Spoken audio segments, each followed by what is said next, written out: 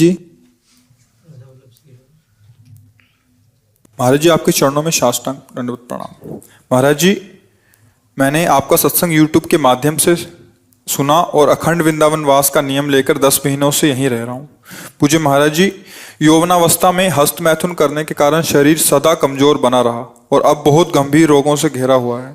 भोजन भी नहीं कर पा रहा। पीछे हमने कई बार, यद्यपि ये बातें समाज में खुल के कहने में एक मतलब अपवित्र भाषण सा होता है ना, मान लो ये विषय एक अपवित्र भाषण है, प्रभु के मंगल में नाम रूप लीला को छोड़कर ऐसी, पर इसीलिए किया था हित धाम में कि ये जो नवीन अवस्था के युवक जन हैं, ये बच्चापन से गलत संग हो जाने से ऐसी क्रियाओं में पूरा का पूरा जीवन नष्ट हो जाता है, उत्साह ही नष्ट हो जाता है। तो सुधारा जा सकता है, कोई भी गलती कभी भी सुधारी जा सकती है।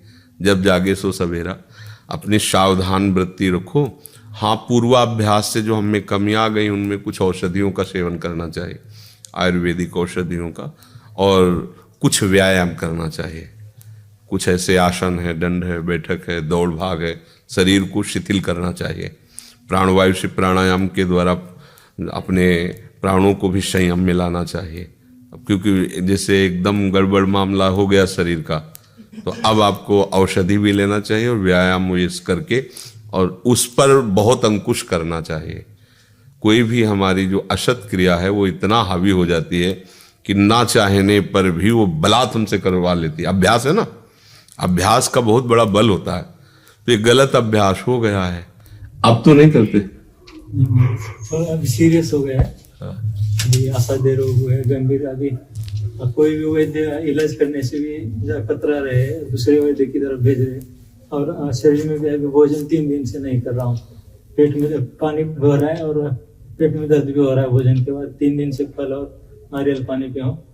अभी तो सोते वक्त भी अब ऐसा लग रहा है कि अब प्राण जाएंगे, ऐसा लगता है।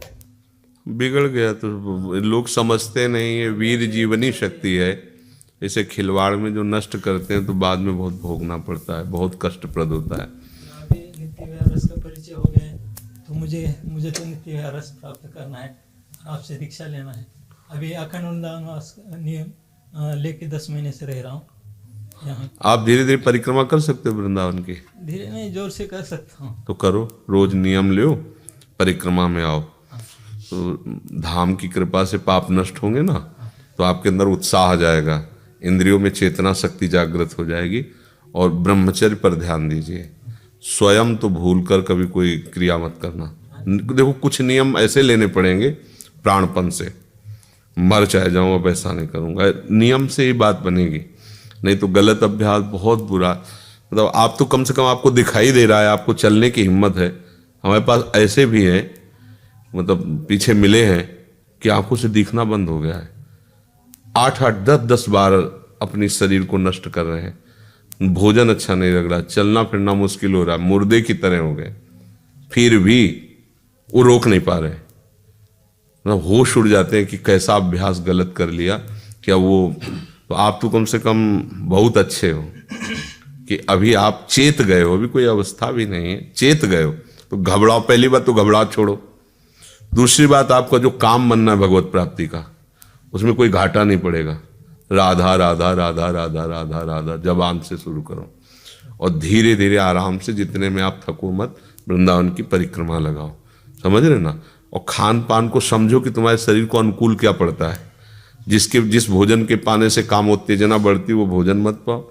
जिस भोजन के पाने से हृदय शांत रहता है, पेट साफ होता है, नींद आ जाती है, ऐसे आहार को चयन करो। वो आपको ही समझ में आएगा ना कि मुझे ये पाने से अच्छा रहता है, ऐसा रहता है। और गलत संग से दूर रहो, परिक्रमा शुरू करो। बहुत बड़ा लाभ है वृंदावन की परिक्रमा, शरीर शारीरिक भी और मानसिक भी। एक एक कदम प्रदक्षिणा वृंदावन धाम की पापों को नष्ट करती। आप ऐसा करो, आए पहले आप करो, जैसा हमने कहा वैसा करो, फिर हम देखेंगे कुछ महीने आप ऐसे चलो, फिर हमें बताओ क्या लाभ। ये दीक्षा नहीं क्या कह रहे राधा राधा जब? दीक्षा का मतलब कान फूकना समझते हैं क्या? अरे पकड़, बात पकड़, यही दीक्षा है। यही तो लोग समझते ले। वो मंत्र क्या करेगा? हरि भी राधा राधा जपते हैं, हरि रसना राधा राधा रट, तो जपो राधा राधा जपो। बिना कहे हमने तुम्हें दीक्षा दे दी, ये दीक्षा नहीं क्या? बस दीक्षा अगर कोई तुम क्रिया समझते हो, जब फूल माला ले आओ और फिर हम तुम्हें कह दें कि हाँ रखो और राधा राधा राधा। अरे गुरु के वचन पर विश्वास, मंत्र मूलम गुरु वाक्यम। गुरु ने बोला राधा जपो, अब हमें कोई जरूरत नहीं, जब तुम्हें मनावे तो जो भी आगे हो तो दे देना, नहीं हमारा हो गया काम, आपकी आज्ञा पर चलेंगे, राधा राधा जपेंगे, काम हो गया। विश्वास अगर इस पे नहीं है तो उस पे भी नहीं होगा विश्वास। मंत्र लेके डाले रहोगे, कोई वो ऊषर में बीज बो दिया पड़ा है, कोई काम लायक तो है नहीं। तो आप पहले चलो ऐसे, ठीक है।